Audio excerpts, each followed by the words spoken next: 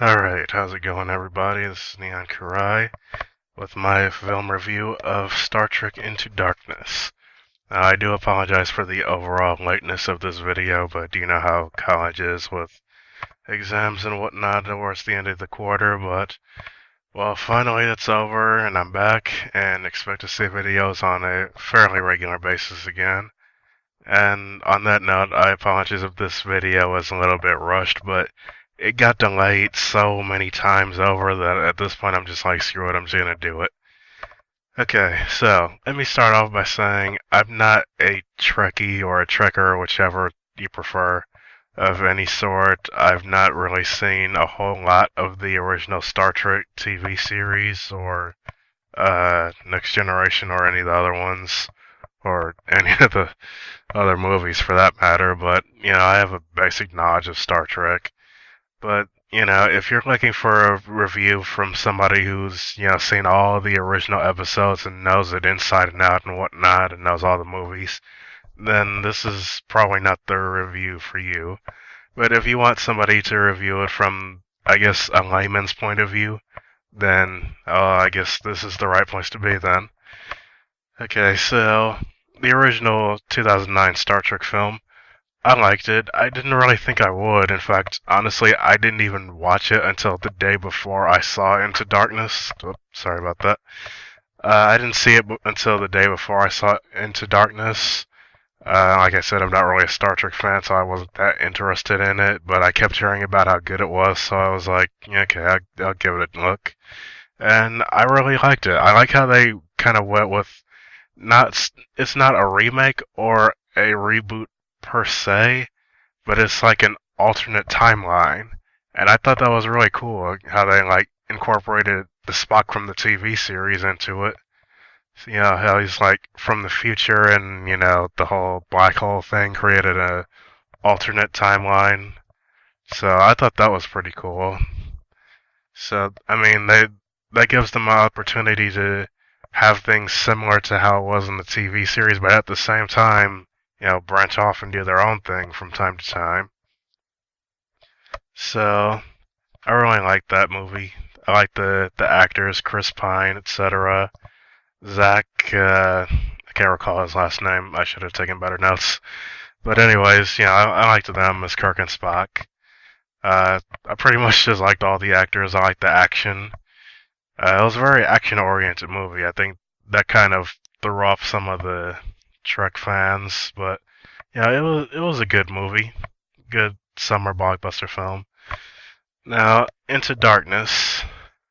I This is probably gonna polarize some people as the film itself did, but I feel like this was one of the best movies that I've seen in a long time, honestly. I mean, I know there this movie kind of split people down the middle like the original 2009 film did. Yeah, a lot of the I guess non-Trek fans really liked it, and some of the Trek fans really didn't like it. But at the same time, there's a lot of Trek fans that did like it. So it's kind of a love it or hate it sort of thing. At least it seems to be. But I really liked it. I liked it a lot. I actually saw it twice in 2 days, which I don't think I've ever really done before. At least I haven't seen a movie twice that quick before. But same positives from the first movie yeah, sorry about that. Same positives from the first movie apply here. I liked Kirk and Spock. I like their dynamic. It's like Kirk is like the impulsive, rules are made to be broken guy, and Spock is logic, you know logic over emotion sort of guy. And I liked how in the first movie there was almost like a rivalry between the two because it's like a clash of ideals, so to speak. But in this movie, you start to see them sort of become more friendly, and they develop that famous friendship that they actually had in the original series. And I like the rest of the crew of the Enterprise. Scottie is really funny. Bones is great as like the straight man personality. He's on the ship with all these ridiculous people, all this ridiculous stuff happening, and he's just kind of in the background shaking his head to himself. Uh, Sulu, I really like. Sulu is just a complete beast. If you test me, you will fail. That was a great line. Uh, and the new characters, I like the new characters, like Carol Marcus. She was pretty likable. You know, never hurts to have a pretty face or two. And I like how she was actually smart. You know, she figured out how to, or I should say, she figured out what to do with the torpedoes, and she was smart enough to know that the dude wouldn't fire on the ship if he knew she was there. So, you know, I like how she's not just a pretty face, I should say. Uh, Peter Weller's character, General, or was it Admiral Marcus? I liked him. He was kind of a good secondary villain. Yet that militaristic air about him, I guess maybe it was his voice. Peter Weller has a very distinctive voice, you know, as RoboCop, and he recently played Batman in the Dark Knight Returns animated films. Yeah, he's just got a very, I can't even say like grovelly, because it's not really. It's like I don't know how to describe it. It's just a very distinctive voice, and he has a distinctive air about him, I guess, that really worked towards the character. Now, Khan. I really liked Khan, Benedict Cumberbatch as Khan. I mean, I honestly was not expecting him to turn out to be Khan, like, at all. I'm sure a lot of people did, but I didn't, like, at all. So, yeah, I was fully expecting it's just, like, John Harrison, this guy that I've never heard of. I don't even know if was in the original series, or I should say at the time I didn't. And then he's like, "My name is Khan." And it's like, oh, ho, ho, ho, ho. This just got really interesting. Because, of course, even though I'm not really a big Star Trek fan, as I've said, yeah, I know who Khan is. I know Star Trek 2, Wrath of Khan, you know, Spock dies, etc.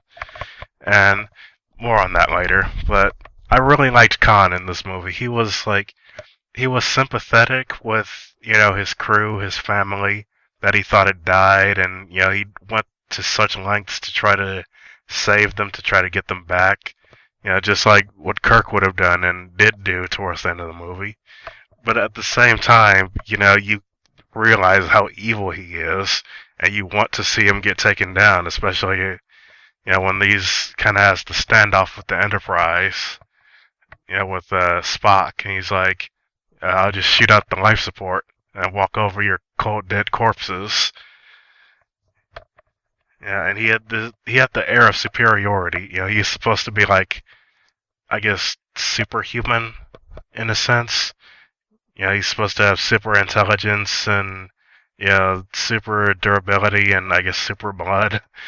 And yeah, he had that air about him. I guess maybe it's just the accent. You know, I mean, British accent is just like the accent of evil.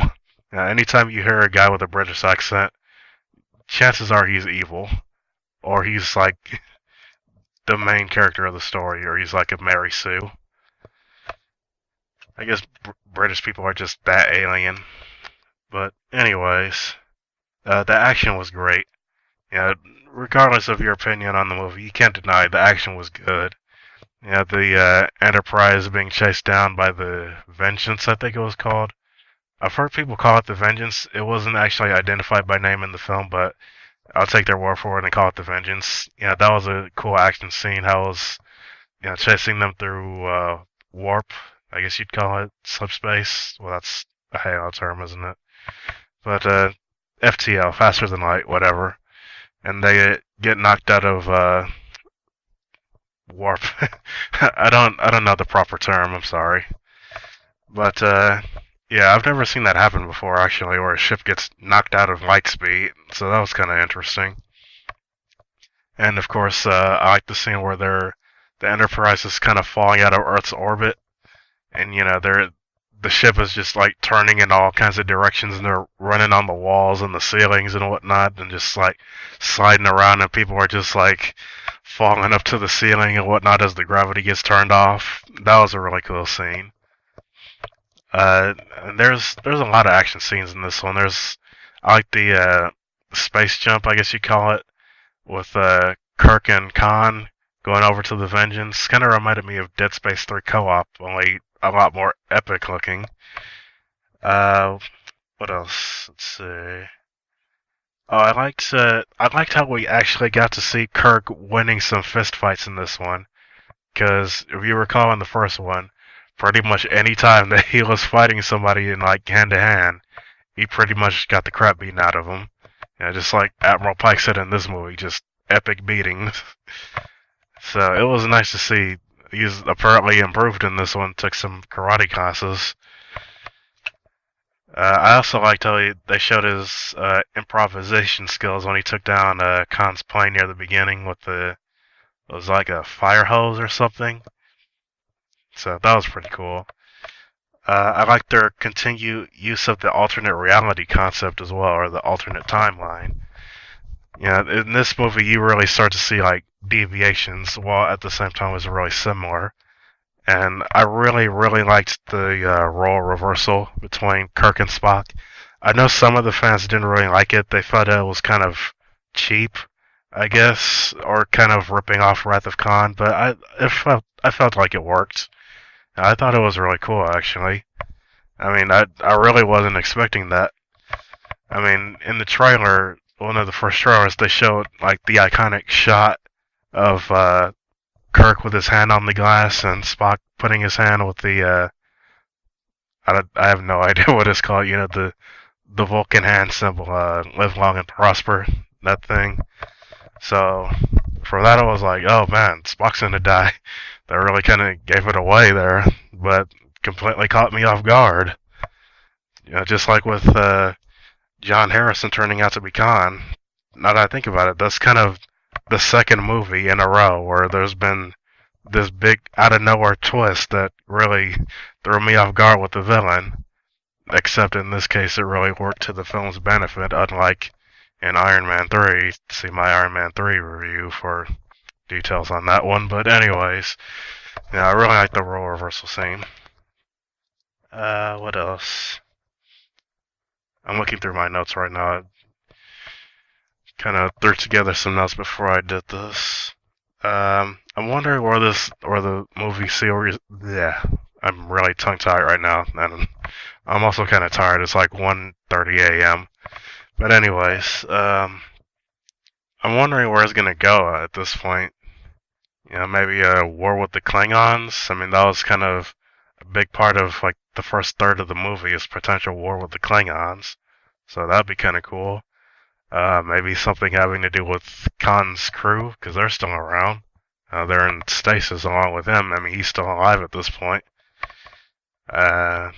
Maybe adapt something from the TV series, or maybe they'll just pull something completely out of nowhere, just throw us a curveball. I mean, I have no idea. But, yeah, I really, really liked this movie.